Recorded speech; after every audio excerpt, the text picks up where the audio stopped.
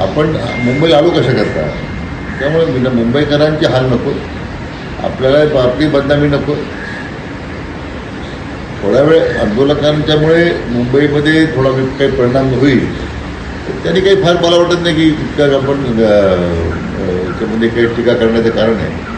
शेवटी आपल्या भावना व्यक्त करताना तो मराठा बांधव आझाद जर एकत्र येत असतील तर लगेच काय वाजवी काही नाही, पण त्या व्यतिरिक्त अन्य ठिकाणी जाऊन मग आपण दैनंदिन जे जीवन विस्कळीत करण्याचा प्रयत्न करत असाल त्या समाजाची बदनामी होतं याचं भान ठेवलं पाहिजे.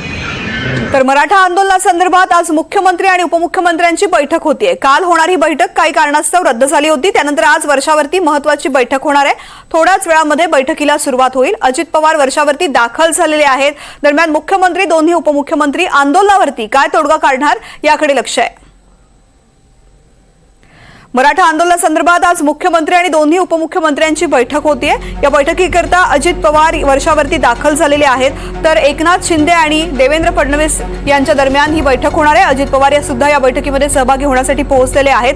दोन्ही उपमुख्यमंत्री आणि मुख्यमंत्र्यांच्या उपस्थितीमध्ये होणाऱ्या बैठकीकडे सगळ्यांचं लक्ष आहे.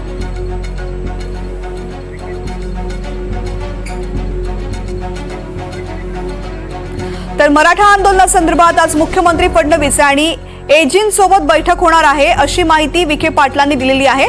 मराठा आंदोलनासंदर्भात अनेक कायदेशीर मुद्दे उपस्थित होतात. आजही या संदर्भात चर्चा करून आम्ही आमचा अभिप्राय देऊ आणि मग प्रस्ताव पाठवू असं राधाकृष्ण विखे पाटलांनी सांगितलंय. विस्ताराने चर्चा झाली, म्हणजे बरोबर झाली आणि माननीय मुख्यमंत्री मोदींच्या बरोबर त्याच्यामध्ये काही कायदेशीर मुद्दे उपस्थित होत आहेत.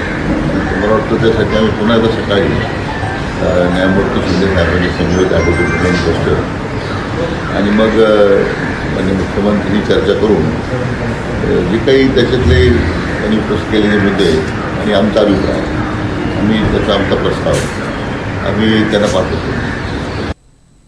अविनाश माने या बैठकांसंदर्भातली माहिती देतात. अविनाश, दोन महत्त्वाच्या बैठका, मुख्यमंत्र्यांच्या उपस्थितीमध्ये एक बैठक दोन्ही उपमुख्यमंत्र्यांसोबत होणार आहे, तर दुसरी राधाकृष्ण विखे पाटील यांनी उल्लेख केलेली एजींसोबतची बैठक केव्हा सुरू होणार आहेत, काय चर्चेची अपेक्षा आहे? नक्कीच पाहिलं बैठकीचं सत्र जे आहे ते रात्रीपासून सुरू असल्याचं आपल्याला पाहायला मिळतं. एकूणच पाहिलं तर सध्या आम्ही मुख्यमंत्री यांच्या वर्षा निवासस्थानी आहे. वर्षा निवासस्थानी देखील पुन्हा जी आहे ती महत्त्वाची बैठक ही पार पडणार आहे आणि तसा बंदोबस्त देखील पोलिसांचा या ठिकाणी आपल्याला पाहू शकतो की मोठा पोलिसांचा बंदोबस्त या ठिकाणी तैनात करण्यात आहे. तर थोड्या वेळ पाहिलं तर अजित पवार या बैठकीसाठी जे आहे ते दाखल झाले आहेत आणि या बैठकीमध्ये एकूणच पाहिलं तर अनेक राधाकृष्ण विखे पाटील देखील या बैठकीला असणार आहे आणि या बैठकीमध्ये पाहिलं मराठा बांधवांना सरसकट कुणबी संबंधाच्या न्यायालया निकालाचा अडसरपणा समोर येत असल्यामुळे अशात सरकारकडून कायदेशीर सल्ला मसलत करण्याची खलबत या बैठकीमध्ये सुरू असणार आहे. एकूणच पाहिलं तर आज मनोज जरांगे यांना सरकारकडून प्रस्ताव जाण्याची शक्यता देखील आहे. त्यामुळे पाहिलं तर या बैठकीमध्ये महत्त्वाचं काय ठरतं ते तेवढंच पाहण्याचे आहे ते तृप्ती असणार आहे. निश्चित अविनाश, बैठकींसंदर्भातले अपडेट्स घेत राहू. तुर्तास धन्यवाद संपूर्ण माहिती करता. तर एकीकडे मुंबईमध्ये अशा प्रकारे आंदोलकांनी गोंधळ